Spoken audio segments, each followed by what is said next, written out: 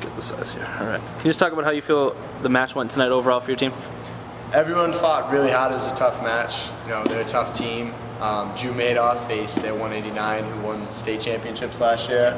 You know, he went in there, he fought hard, but there isn't much you can do against a kid that good. Stephen Colling had a great match. He made one little mistake and cost him a match, but other than that, he did really good. Kevin Richards pretty much owned the pace of his match. Did very well. Did very well. Travis Demko, he got a couple good takedowns, won his match. He's actually undefeated. Yeah, he's undefeated right now. And this is only his second year wrestling. He hasn't wrestled since his freshman year. He's a senior now, too, so.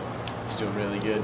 Kevin Richards only lost one match, too, if I believe. Yep, one match. Such a young team. What kind of message do you tell your team going into a match like this against a tough squad? No matter what the squad is, if they're the best team in the league or the worst team, we always go in the same mindset. We're going to do our best. We're going to have discipline. We're going to try hard, and whatever mistakes we make, we're going to come back and work on them as a team and try to just progress. I mean, most of the kids know that they're up against a tough year because they're so young, and you know, we're in a pretty big league that has a lot of tough competitors. So everyone does a good job of keeping their heads up and just, you know, coming back. We have a whole list of stuff we're going to work on that went wrong today, and hopefully next match that won't happen again. Can you elaborate a little more on what your team can take from this? We try to take the same thing from every match that we lose or every match that we win. What did we do right? What did we do wrong as a team? What did us as coaches should have done better to prepare our team? But no matter what, we always leave with our heads held high and know that tomorrow's another day, and we'll try and fix what we made mistakes on. Do you have anything to say to Richards before his match? I know you guys went in going 33. You were down 33-0 going into that match. Do you have anything to say for him? Kevin, no matter what the score is, always wrestles at his hardest, and he always puts a good amount of pressure on himself to perform.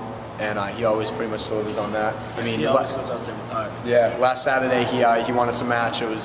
His was the last match that was scheduled, and he won us it because, well, he pinned him, but he always goes in there with a perfect mental game of just what he needs to do. He has a game plan.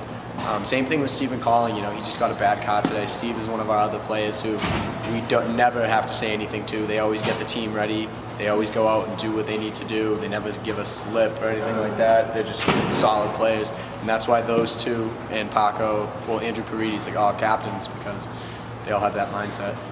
Can you just talk about what your team can learn against going to a guy like Avery? I know you said he won the state championship last year, and just. Well, Drew knew what he was going against, and Drew was actually really pumped that he got a chance against someone so good. I've never seen someone so excited to wrestle a state champ before who has never wrestled before. He has never wrestled, so. But Drew, he's a football player. He just loves to go out there and compete. You know, he loves wrestling. He just loves a good workout and good sport. So he knew what he was up against. So we told him just to go out there and do his best.